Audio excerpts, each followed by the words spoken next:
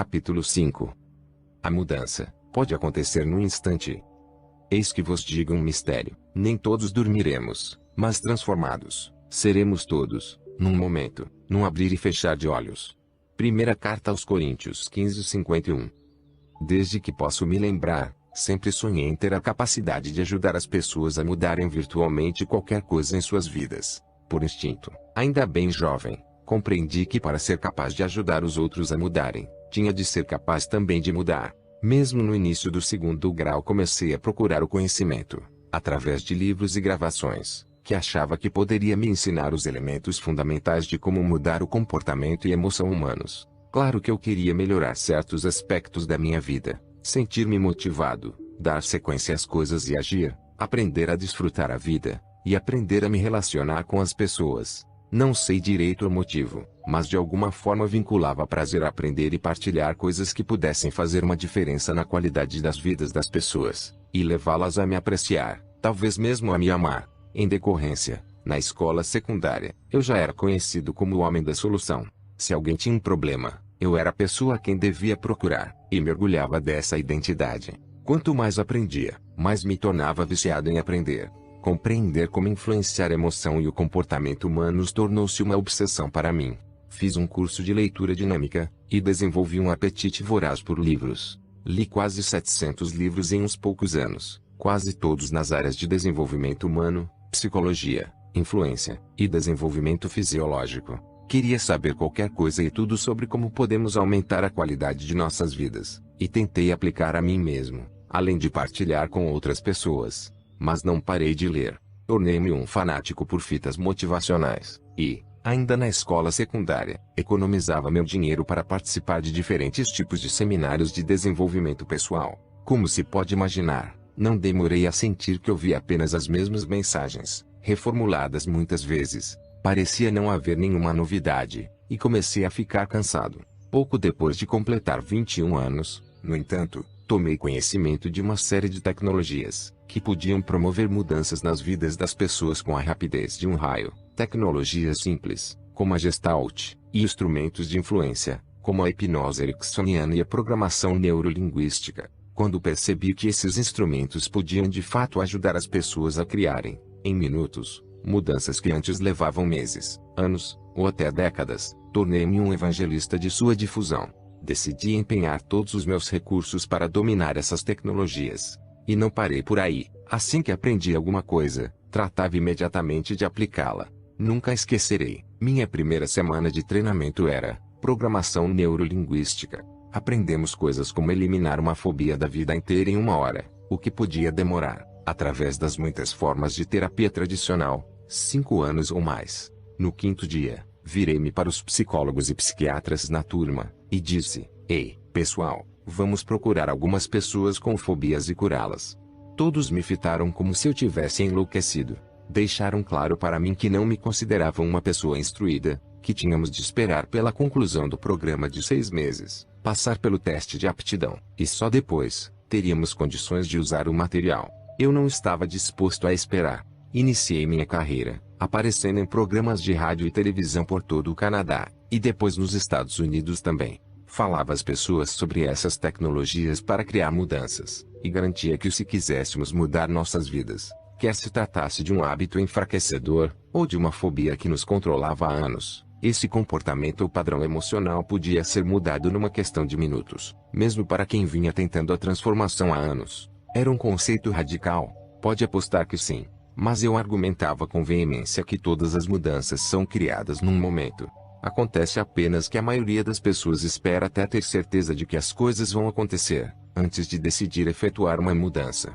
Se realmente compreendêssemos como o cérebro funciona, eu insistia, poderíamos suspender o processo interminável de analisar por que coisas nos aconteceram, e se pudéssemos apenas mudar aquilo a que vinculamos dor ou prazer, conseguiríamos com a maior facilidade mudar o sistema nervoso condicionado, e assumir o comando de nossas vidas no mesmo instante. Como podem imaginar, um garoto sem PhD fazendo essas controvertidas declarações pelo rádio não foram muito bem aceitas pelos profissionais da saúde mental. Com um treinamento tradicional, uns poucos psicólogos e psiquiatras me atacaram, alguns pelo rádio.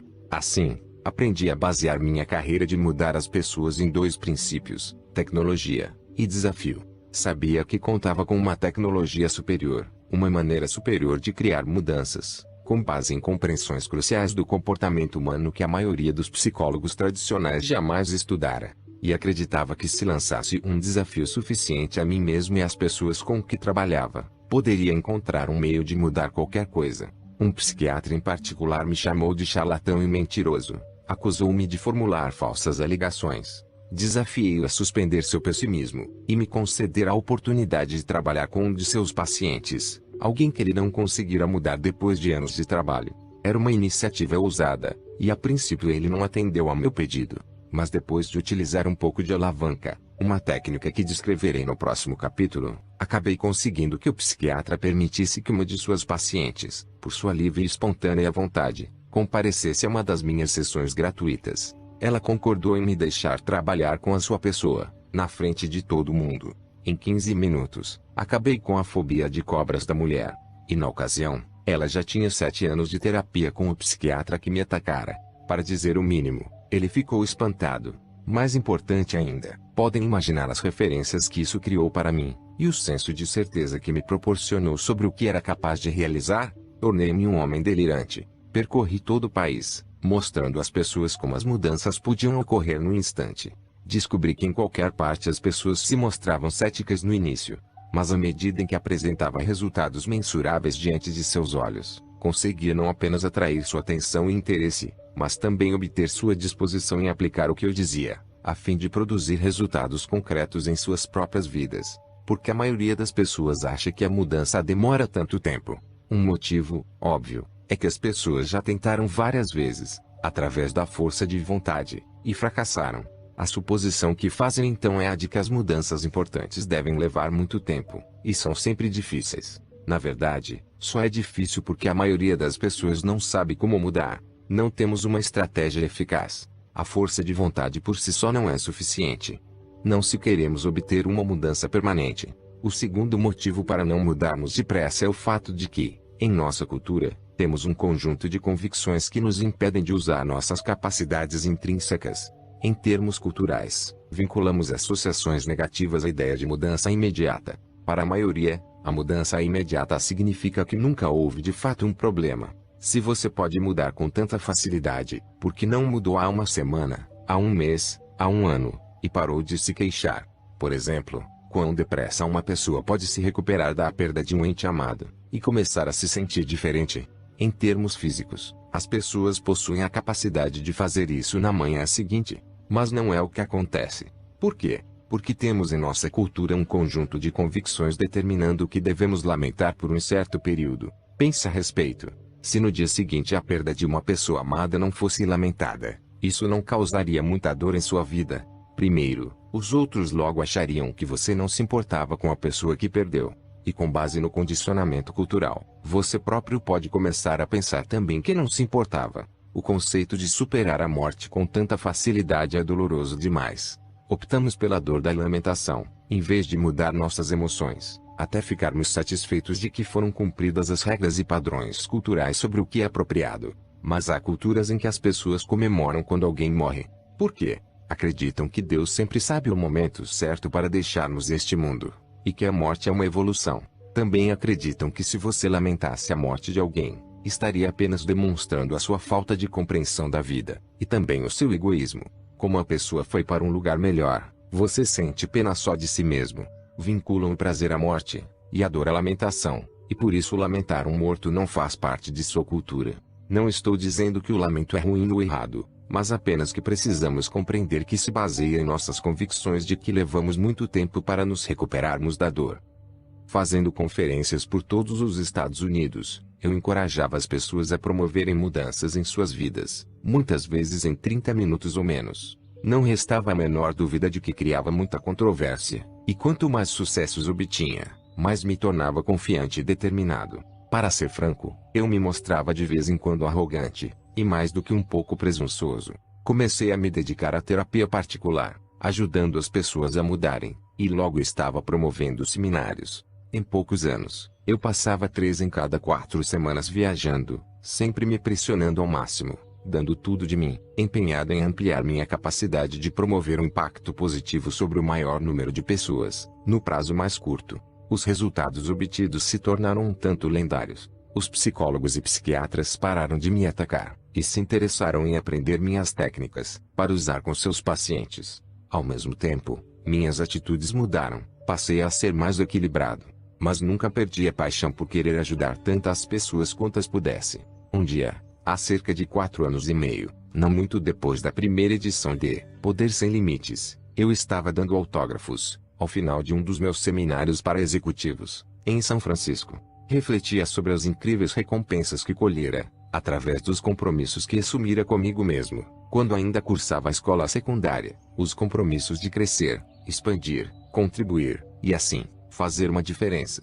À medida que cada rosto sorridente se adiantava, compreendi que me sentia mais profunda gratidão por ter desenvolvido habilidades que podem fazer uma diferença em ajudar as pessoas a mudarem praticamente qualquer coisa em suas vidas. Quando o último grupo começou a se dispersar, um homem se aproximou e perguntou: "Está me reconhecendo?" Só naquele mês eu tivera contato com milhares de pessoas, e tive de admitir que não o reconhecia. "Pense um pouco", insistiu ele. Contemplei-o por alguns momentos, e a recordação surgiu de repente. "Cidade de Nova York, certo?" "Isso mesmo", confirmou ele. "Fiz um trabalho particular com você, ajudando-o a se livrar do hábito do fumo." O homem acenou com a cabeça. "Puxa, já se passaram anos." "Como tem passado?" Ele enfiou a mão no bolso, tirou um maço de Marlboro, fitou-me com uma expressão acusadora. "Você fracassou." O homem se lançou então a uma tirada sobre a minha incapacidade de programá-la de maneira eficaz. Tenho de admitir que fiquei abalado. Afinal, baseara minha carreira na disposição absoluta de me empenhar a fundo, no compromisso total de desafiar a mim mesmo e aos outros, na dedicação a tentar qualquer coisa para criar mudanças permanentes e eficazes com a velocidade de um raio. Enquanto o homem continuava a criticar minha ineficiência em curá-lo do hábito do fumo, especulei sobre o que poderia ter saído errado. Seria possível que meu ego tivesse superado meu verdadeiro nível de capacidade e competência?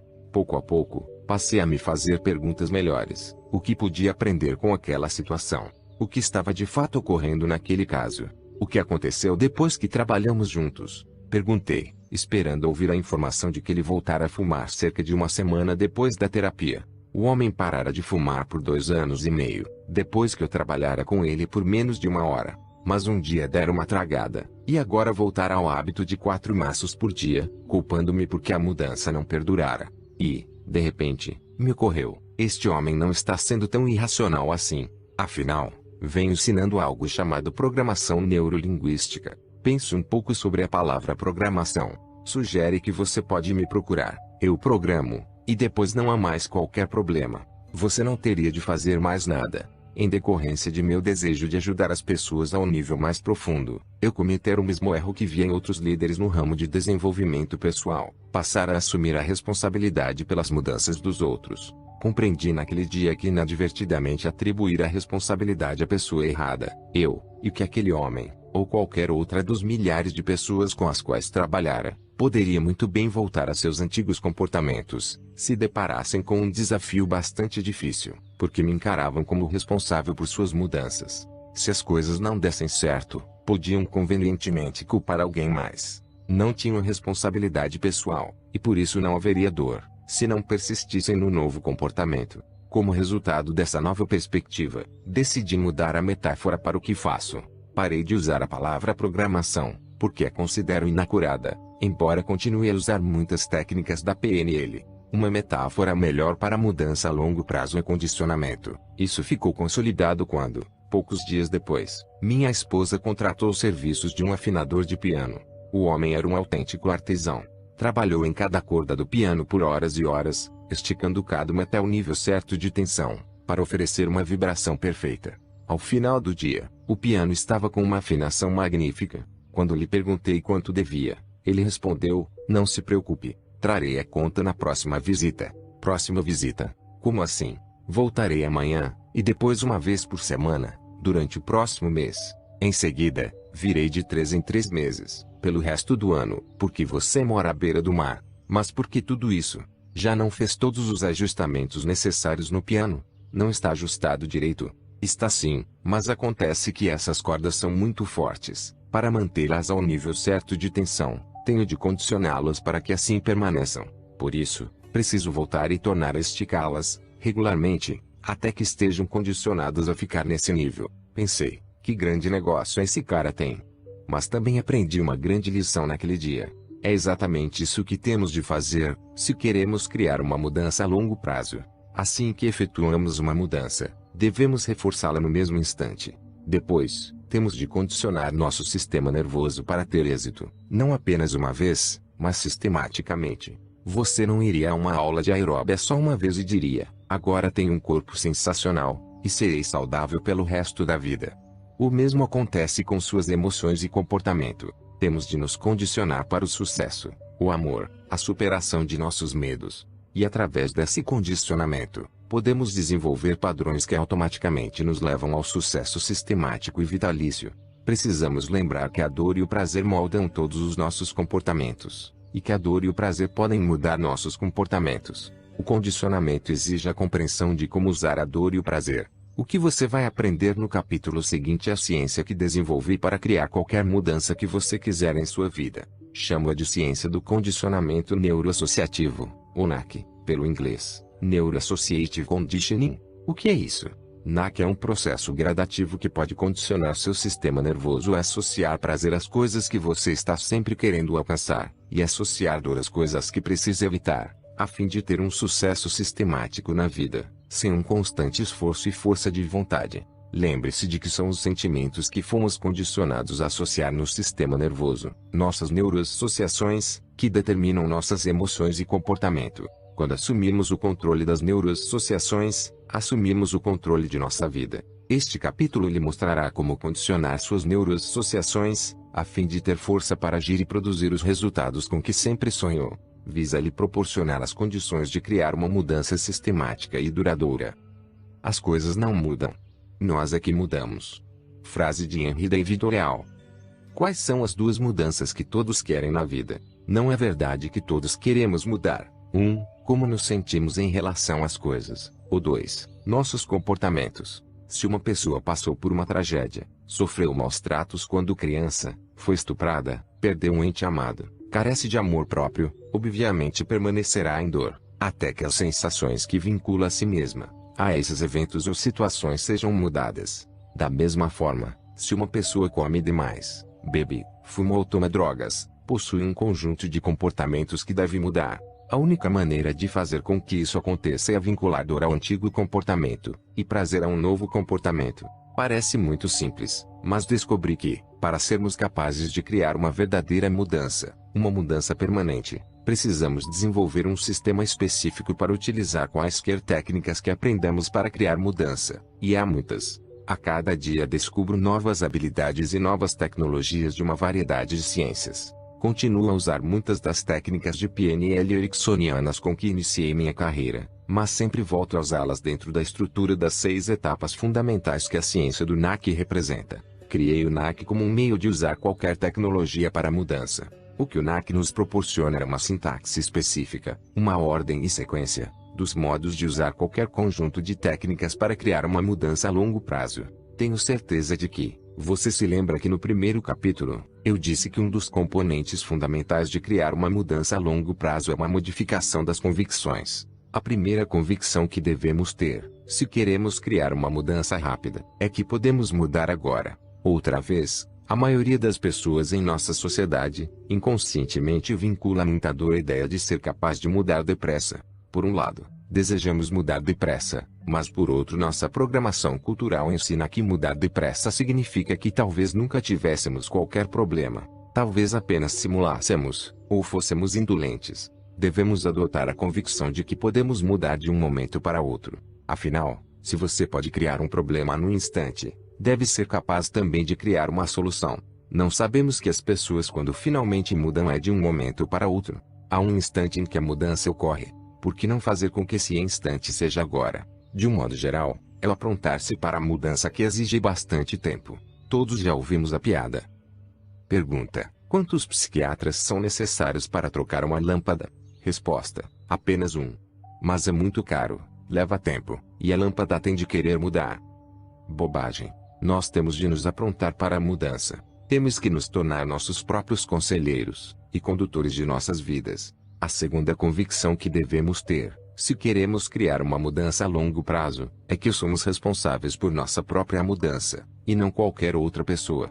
Há 3 convicções específicas sobre responsabilidade que uma pessoa precisa ter se quer criar uma mudança a longo prazo. 1. Temos de acreditar que alguma coisa não tem de mudar, não que precisa mudar, ou pode mudar, ou deve mudar, mas um tem de mudar absoluto. Ouço com frequência as pessoas dizerem: preciso me livrar desse peso, protelar é um péssimo hábito, meus relacionamentos deveriam ser melhores. Mas podemos usar todos os deve e precisa, e ainda assim a vida não vai mudar. Só quando algo tem de ser, é que iniciamos o processo de fazer mesmo o que é necessário para transformar a qualidade de nossa vida. 2. Devemos não apenas acreditar que as coisas têm de mudar, mas também acreditar que eu tenho de mudá-las. Devemos considerar a nós mesmos como a fonte da mudança. Caso contrário, ficaremos sempre à procura de outra pessoa para fazer a mudança por nós, e sempre teremos alguém para culpar quando não der certo. Devemos ser fonte de nossa mudança, se queremos que essa mudança dure. 3. Temos de acreditar que eu posso mudá-las. Sem acreditar que a mudança é possível para nós, como já analisamos no capítulo anterior, não temos a menor possibilidade de realizar nossos desejos. Sem essas 3 convicções básicas, posso lhe assegurar que qualquer mudança que você efetuar sempre corre o risco de ser apenas temporária. Por favor, não me entenda mal, é sempre bom ter um grande orientador, um expert, um terapeuta, um conselheiro, alguém que já produziu esses resultados para muitas outras pessoas, para apoiá-los nos passos necessários para dominar sua fobia, deixar de fumar ou emagrecer. Mas, em última análise, você tem de ser a fonte de sua mudança. A interação que tive com o fumante recaído naquele dia me levou a formular para mim mesmo novas indagações sobre as fontes de mudança. Por que eu fora tão eficiente ao longo dos anos? O que me distinguia de outros, que haviam tentado ajudar aquelas mesmas pessoas, com a mesma intenção, mas não conseguiram obter o resultado. E quando eu tentara criar uma mudança em alguém e fracassara, o que acontecera nesse caso? O que me impedira de produzir a mudança pela qual tanto me empenhara com aquela pessoa? Passei então a formular indagações mais amplas, como: o que realmente faz a mudança ocorrer, em qualquer forma de terapia? Todas as terapias funcionam durante algum tempo, e todas as formas de terapia falham em outras ocasiões. Também comecei a perceber 2 outras coisas interessantes. Algumas pessoas procuravam terapeutas que eu não considerava dos mais habilitados, e mesmo assim conseguiam alcançar a mudança desejada, num curto período. Também constatei que outras pessoas procuravam terapeutas que eu achava excelentes, mas nem por isso eram ajudadas a obter os resultados que desejavam a curto prazo. Depois de alguns anos a testemunhar milhares de transformações e procurar pelo denominador comum, finalmente me ocorreu: podemos analisar nossos problemas por anos, mas nada muda até mudarmos as sensações que vinculamos a uma experiência em nosso sistema nervoso, e possuímos a capacidade de fazer isso depressa e com toda a força, se compreendermos o poder do seu cérebro. Que magnífica dádiva com que nascemos! Aprendi que nosso cérebro pode nos ajudar a realizar praticamente qualquer coisa que desejarmos. Sua capacidade é quase incomensurável. A maioria das pessoas pouco sabe sobre a maneira como funciona, e por isso vamos focalizar por um momento esse centro incomparável de poder, e como podemos condicioná-lo para produzir de forma sistemática os resultados que desejamos em nossa vida. Compreenda que o seu cérebro guarda ansioso cada ordem sua, pronto para executar qualquer coisa que lhe pedir. Só precisa de uma pequena quantidade de combustível, o oxigênio em seu sangue e um pouco de glicose. Em termos de complexidade e poder, o cérebro desafia até mesmo nossa mais moderna tecnologia de computador. É capaz de processar até 30 bilhões de bytes de informações por 3 segundos, e possui o equivalente a 10.000 quilômetros de fios e cabos. Tipicamente, o sistema nervoso humano contém cerca de 28 bilhões de neurônios, células nervosas projetadas para conduzir impulsos. Sem neurônios, o sistema nervoso seria incapaz de interpretar as informações que recebemos através dos órgãos dos sentidos, incapaz de transmiti-las para o cérebro, e incapaz de cumprir as instruções do cérebro sobre o que fazer. Cada um desses neurônios é um minúsculo computador autossuficiente, capaz de processar cerca de 1 milhão de bytes de informações. Esses neurônios agem de forma independente, mas também se comunicam com outros neurônios, através de uma espantosa rede de 160.000 quilômetros de fibras nervosas. O poder do seu cérebro de processar informações é incrível, ainda mais se consideramos que um computador, até o computador mais rápido, só pode efetuar uma conexão de cada vez. Em contraste, uma reação num neurônio pode espalhar-se a centenas de milhares de outros, num prazo inferior a 20 milissegundos. Para lhe dar uma perspectiva, isso representa cerca de 10 vezes menos do que é preciso para piscar um olho. Um neurônio leva 1 milhão de vezes mais tempo para enviar um sinal do que uma típica chave de computador, mas o cérebro pode reconhecer um rosto familiar em menos de um segundo, um feito além da capacidade dos computadores mais potentes. O cérebro alcança essa velocidade porque, ao contrário do processo passo a passo do computador, seus bilhões de neurônios podem todos atacar um problema simultaneamente. Assim, com todo esse poder à nossa disposição, por que não podemos fazer com que nos sintamos felizes sempre? Por que não podemos mudar um comportamento, como fumar ou beber, comer demais ou protelar as decisões? Por que não podemos imediatamente nos livrar da depressão, acabar com a frustração, e sentir alegria em cada dia de nossas vidas? Nós podemos. Cada um de nós tem à disposição o mais extraordinário computador do planeta, mas infelizmente ninguém nos deu um manual para operá-lo. A maioria não tem ideia de como o cérebro funciona, e por isso tentamos pensar para alcançar uma mudança, quando na verdade nosso comportamento está arraigado no sistema nervoso, sob a forma de conexões físicas, conexões neurais, ou o que eu chamo de neuroassociações. Neurociência, sua passagem para uma mudança permanente. Contamos agora com grandes avanços em nossa capacidade de compreender a mente humana por causa de uma união entre dois campos bem diferentes: a neurobiologia, o estudo do funcionamento do cérebro, e a ciência de computador. A integração dessas ciências criou a disciplina da neurociência. Os neurocientistas estudam como as neuroassociações ocorrem, e descobriram que os neurônios estão constantemente enviando mensagens eletroquímicas de um lado para outro, através das pistas neurais, não muito diferente do tráfego numa artéria movimentada. Toda essa comunicação acontece ao mesmo tempo, cada ideia ou memória se deslocando por sua própria pista, enquanto literalmente bilhões de outros impulsos viajam em direções individuais. Essa disposição nos permite pular mentalmente da lembrança do cheiro de pinheiros numa floresta depois da chuva, para a melodia obsedante de um musical da Broadway, planos meticulosos para uma noite com a pessoa amada, e o tamanho e textura excepcionais do polegar de um recém-nascido. Não apenas esse complexo sistema nos permite desfrutar a beleza de nosso mundo, mas também nos permite sobreviver nele. Cada vez que experimentamos uma quantidade significativa de dor ou prazer, o cérebro procura pela causa e a registra no sistema nervoso, para permitir-nos tomar melhores decisões sobre o que fazer no futuro. Por exemplo, sem uma neuroassociação em seu cérebro para lembrá-lo de que estender a mão para o fogo o queimaria, você poderia cometer esse erro várias vezes, até ficar com uma queimadura grave. Assim, as neuroassociações prontamente fornecem ao cérebro os sinais que nos ajudam a ter acesso às memórias, e manobrar em segurança através da vida. Para a mente obtusa, toda a natureza é sombria. Para a mente iluminada, o mundo inteiro arde faísca com luz.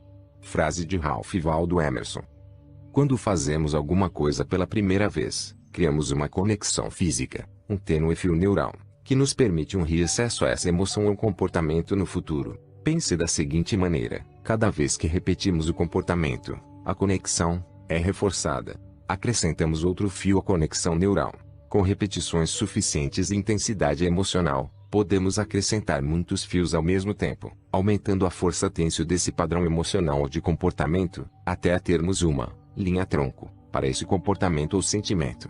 É quando nos sentimos compelidos a experimentar esses sentimentos, ou nos comportarmos dessa forma sistematicamente. Em outras palavras, essa conexão se torna o que já classifiquei de superestrada neural, que nos levará por um curso de comportamento automático e consistente. Essa neuroassociação é uma realidade biológica, é física. É por isso que pensar para alcançar uma mudança é em geral ineficaz. As neuroassociações são um instrumento de sobrevivência, e se acham enraizadas no sistema nervoso como conexões físicas, e não como memórias intangíveis. Michael Merzenich, da Universidade da Califórnia, em São Francisco, demonstrou cientificamente que quanto mais nos entregamos a qualquer padrão de comportamento, mais forte esse padrão se torna.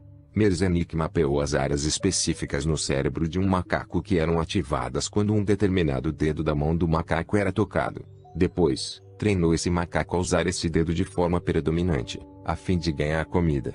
Quando Merzenic tornou a mapear as áreas ativadas pelo contato no cérebro do macaco, descobriu que a área, reagindo aos sinais desse uso aumentado do dedo, se expandira em tamanho quase 600%.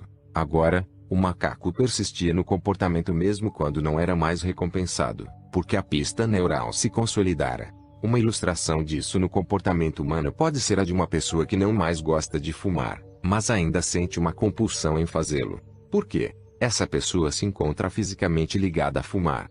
Isso explica por que você pode ter achado difícil criar uma mudança em seus padrões emocionais ou comportamentos no passado. Não tinha apenas um hábito, criara uma rede de fortes neuroassociações dentro de seu sistema nervoso. Desenvolvemos essas neuroassociações de forma inconsciente, permitindo-nos emoções ou comportamentos numa base sistemática. Cada vez que você se entrega à emoção da raiva ou ao comportamento de gritar com uma pessoa amada, reforça a conexão neural e aumenta a probabilidade de fazer isso de novo. A boa notícia é a seguinte: a pesquisa também demonstrou que quando o macaco foi forçado a parar de usar o dedo, a área do cérebro em que eram efetuadas essas conexões neurais começou a encolher no tamanho, e assim a neuroassociação enfraqueceu. O que é uma grande notícia para aqueles que querem mudar seus hábitos. Se você parar de se entregar a um comportamento ou emoção específico por tempo suficiente, se interromper seu padrão de usar a pista antiga por um período bastante longo, a conexão neural vai enfraquecer e atrofiar. Assim também desaparece o comportamento ou padrão emocional enfraquecedor. Devemos ainda lembrar que se você não usar sua paixão, ela vai definhar. Não se esqueça, a coragem sem uso diminui. O empenho sem exercício murcha. O amor não partilhado se dissipa. Não é suficiente ter uma boa mente, o principal é usá-la bem. Frase de René Descartes. O que a ciência do condicionamento neuroassociativo oferece são 6 passos projetados para mudar o comportamento pelo rompimento de padrões que o enfraquecem. Primeiro, no entanto, devemos compreender como o cérebro efetua uma neuroassociação. Em qualquer momento em que você experimenta quantidades significativas de dor ou prazer, seu cérebro no mesmo instante procura pela causa. Usa os 3 critérios seguintes. 1. O cérebro procura por algo que pareça ser singular. Para reduzir as causas prováveis, o cérebro tenta distinguir algo que seja excepcional às circunstâncias. Parece lógico que se você está tendo sentimentos fora do normal, então deve haver uma causa fora do normal. 2. O cérebro procura por algo que pareça estar ocorrendo simultaneamente. Isso é conhecido nos círculos de psicologia como a lei da recenticidade. Não faz sentido que algo que ocorre no momento ou na proximidade, de intenso prazer ou dor seja a causa provável dessa sensação. 3. O cérebro procura por coerência. Se você sente dor ou prazer, seu cérebro começa no mesmo instante a registrar o que é diferente ao redor, e está acontecendo ao mesmo tempo. Se o elemento que atende a esses 2 critérios também parece ocorrer de forma consistente sempre que você sente essa dor ou prazer, pode ter certeza de que o cérebro vai determinar que se trata da causa. O problema neste caso é que tendemos a generalizar sobre a inconsistência quando sentimos bastante dor ou prazer. Tenho certeza de que alguém já lhe disse: você sempre faz isso, depois que fez algo pela primeira vez. Talvez até você já tenha dito isso a si mesmo. Como os 3 critérios para a formação de neuroassociações são tão imprecisos, é muito fácil cair em interpretações erradas, e criar o que eu chamo de falsas neuroassociações. E é por isso que devemos avaliar os vínculos antes que se tornem uma parte de nosso processo inconsciente de tomada de decisões. Muitas vezes culpamos a causa errada, e assim nos fechamos a possíveis soluções. Conheci uma mulher, uma artista bem-sucedida, que há 12 anos não tinha um relacionamento com um homem. Ela era bastante apaixonada em tudo o que fazia, e era isso que a tornava uma artista excepcional. Mas quando seu relacionamento terminou, experimentou uma dor enorme. E o cérebro no mesmo instante procurou pela causa, procurou por algo que fosse específico daquele relacionamento. O cérebro registrou que o relacionamento fora dos mais apaixonados. Em vez de identificar isso como uma das partes mais bonitas do relacionamento, ela começou a pensar que fora a razão para seu término. O cérebro também procurou por algo simultâneo à dor. Outra vez registrou que houvera muita paixão pouco antes de acabar. Quando ele procurou por algo que fosse consistente, outra vez a paixão foi determinada como a culpada. Como a paixão atendia a todos os 3 critérios, o cérebro concluiu que devia ter sido motivo para que o relacionamento findasse em dor. Vinculando isso como a causa, ela resolveu que nunca mais sentiria aquele nível de paixão num relacionamento. É um exemplo clássico de uma falsa neuroassociação. Ela vinculara a uma falsa causa, e isso guiava agora seus comportamentos. e frustrava o potencial para um relacionamento melhor no futuro. O verdadeiro culpado pelo fracasso do relacionamento era o fato de ela e seu parceiro terem valores e normas diferentes. Mas como ela vinculava a dor à sua paixão, evitava a qualquer custo, não apenas nos relacionamentos, mas também em sua arte, a qualidade de toda a sua vida começou a sofrer. Este é um perfeito exemplo das maneiras estranhas pelas quais às vezes nos sintonizamos. Devemos compreender como o cérebro formula associações, e questionar muitas dessas conexões aceitas, e que podem estar limitando nossas vidas. Caso contrário, estamos fadados, em nossa vida pessoal e profissional, a nos sentirmos irrealizados e frustrados. Uma fonte de autossabotagem. Ainda mais insidiosas são as neuroassociações mistas, a clássica fonte de autossabotagem. Se você alguma vez já se descobriu a começar a fazer alguma coisa, para em seguida destruir tudo, saiba que em geral pode encontrar a culpa nas neuroassociações mistas. Talvez sua empresa estivesse avançando aos arrancos, prosperando num dia, para se arrebentar no seguinte. Qual é o problema? É um caso de associar dor e prazer à mesma situação. Um exemplo com que muitas pessoas podem se relacionar é o dinheiro. Em nossa cultura, temos associações confusas demais com a riqueza. Não pode haver a menor dúvida de que as pessoas querem dinheiro. Acham que lhes proporcionaria mais liberdade, mais segurança, uma oportunidade de contribuir, uma oportunidade de viajar, aprender, crescer, fazer uma diferença. Ao mesmo tempo, porém, a maioria das pessoas jamais escala acima de um certo nível de ganhos, porque no fundo associam ter dinheiro em excesso a uma porção de coisas negativas. Associam a ganância, a ser julgado, a tensão, com imoralidade, ou falta de espiritualidade. Um dos primeiros exercícios que peço às pessoas para fazerem, em meus seminários de destino financeiro, é determinar todas as associações positivas que têm com a riqueza, assim como as negativas. No lado positivo, anotam coisas como liberdade, luxo, contribuição, felicidade, segurança, viagem, oportunidade, e fazer uma diferença. Mas no lado negativo, que em geral tem mais coisas, anotam coisas como brigas conjugais, tensão, culpa, noites insones, esforço intenso, ganância, superficialidade e complacência, serem julgadas, impostos. Pode notar uma diferença de intensidade entre os dois conjuntos de neuroassociações? Em sua opinião, qual o que desempenha um papel maior em suas vidas? Quando você está decidindo o que fazer, se seu cérebro não tem um sinal claro do que equivale a dor e do que equivale a prazer, entra em sobrecarga, e fica confuso. Em consequência, você perde o ímpeto e o poder de tomar ações decisivas que poderiam lhe proporcionar o que deseja. Quando você transmite ao cérebro mensagens confusas, vai obter resultados confusos. Pense no processo de tomar decisões do cérebro como se fosse uma balança. Se eu fizesse isso, haveria dor ou prazer? E lembre-se de que o importante não é apenas o número de fatores em cada lado, mas também o peso de cada um. É possível que você tenha mais associações agradáveis do que dolorosas em relação ao dinheiro, mas se apenas uma das associações negativas for muito intensa, então essa falsa neuroassociação pode liquidar sua capacidade de obter sucesso financeiro.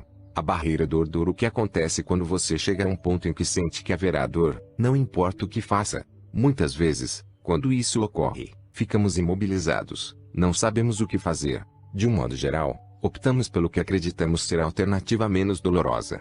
Algumas pessoas, no entanto, permitem que essa dor as domine por completo, e experimentam o desamparo adquirido. Usar os seus passos do NAC vai ajudá-lo a interromper esses padrões enfraquecedores. Você criará cursos alternativos, e com isso não vai apenas desejar o fim de um comportamento indesejável, ou a sua superação a curto prazo, mas estará na verdade se resintonizando para sentir e se comportar de uma forma coerente com suas novas e fortalecedoras opções. Sem mudar aquilo a que vincula dor e prazer no sistema nervoso, nenhuma mudança vai perdurar. Depois de ler e compreender os 6 passos seguintes, eu conclamo a escolher uma coisa que quer mudar em sua vida imediatamente. Entre em ação, seguindo cada uma das etapas que vai aprender agora. Não se limite apenas a ler o capítulo seguinte, mas promova mudanças em decorrência de sua leitura. Vamos começar por aprender.